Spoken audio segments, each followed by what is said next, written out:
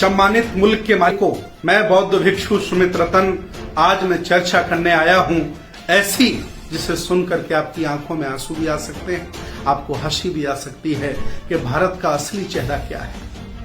भारत में एक राज्य है कर्नाटक और उस कर्नाटक में एक जिला है कोप्पल और उस कोप्पल में एक गांव है मियापुरा।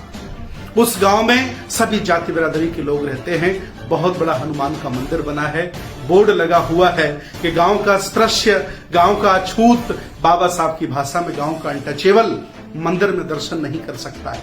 लेकिन फिर भी बाबा साहब के आंदोलन से दूर, भगवान बुद्ध के आंदोलन से दूर लोग भगवान का आशीर्वाद लेने के लिए मंदिर के बाहर गिड़गिड़ाते हैं। बात कुछ ऐसे है कि चंद्रशेखर नाम का व्यक्ति है, उसके बेटे का जन्मदिन है और उसको आशीर्वाद दिलाने के लिए वो मंदिर के बाहर भगवान से हाथ जुड़वा रहा था।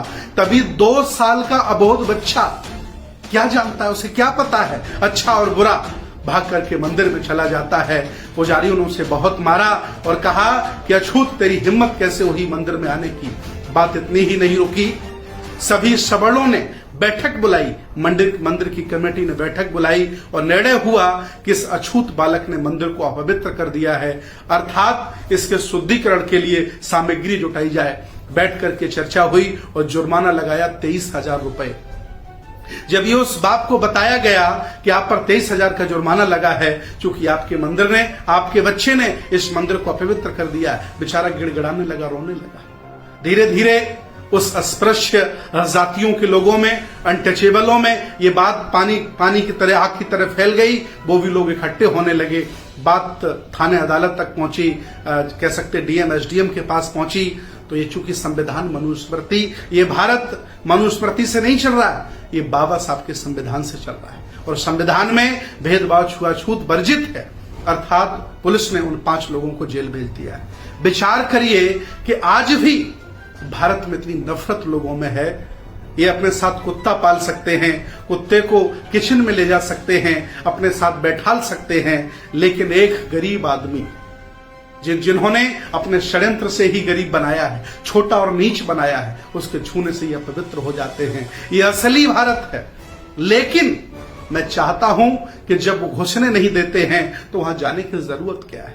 बाबा साहब आपको विकल्प देके गए हैं। बाबा साहब भगवान बुद्ध का मार्ग देके गए हैं। बाबा साहब बुद्ध की अंगुली पकड़ा के गए हैं कि आपको बुद्ध की अंगुली पकड़ करके आगे बढ़ना है, जहां कोई छुआछूत जातवाद नहीं है और अपना विकास करना है। लेकिन फिर भी ये लोग नहीं सुधर रहे, नहीं मान रहे हैं, उनके साथ ऐसा अन्याय हो रहा है। आज भी भारत में ऐसा हो रहा है। मैं इस घटना की निंदा करता हूं और उस परिवार से, उस समुदाय के लोगों से अपील करता हूं कि एक बड़ा सा कार्यक्रम करिए और बौद्ध धर्म की दीक्षा लीजिए। मैं उत्तर प्रदेश लखनऊ से आकर के इस कार्यक्रम में दीक्षा देने का काम करूंगा, तभी इन सामंतवादी लोगों को जवाब दिया जा सकता है, उनको नीचा दिखाया जा सकता है। जिन्होंने तुम्हारी अस्मित से खेला है, तुम्हारे मान सम्मान से खेला है, तुम्हारी इज्जत को तार तार किया है, इसके अलावा और कोई चारा नहीं है।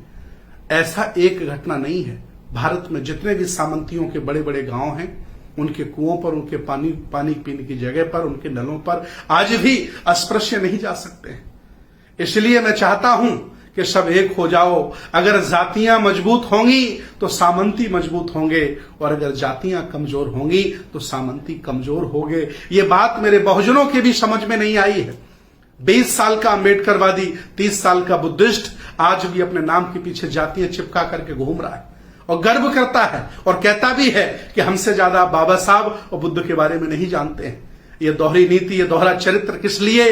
ये बाबा साहब के विचारों की हत्या करने वाले हैं या बढ़ाने वाले हैं? मैं आपसे पूछना चाहता हूं। ये बहुत जघन्य घटना है, बहुत बड़ा अपराध है। लोगों के साथ न्याय हो और ऐसी व्यवस्था के खिलाफ काम हो। शासक आप कई बार बन गए लेकिन व्यवस्था परिवर्तित नहीं हुई। इसलिए मैं चाहता हूं कि शासन सत्ता को पाने के लिए आप लगे रहिए, पैरेलल व्यवस्था परिवर्तन का भी काम आपका चलता रहे, तभी ये बुद्ध का भारत, अशोक का भारत और बाबा साहब का भारत बन सकता है। बहुत बहुत साधुवाद, बहुत बहुत धन्यवाद।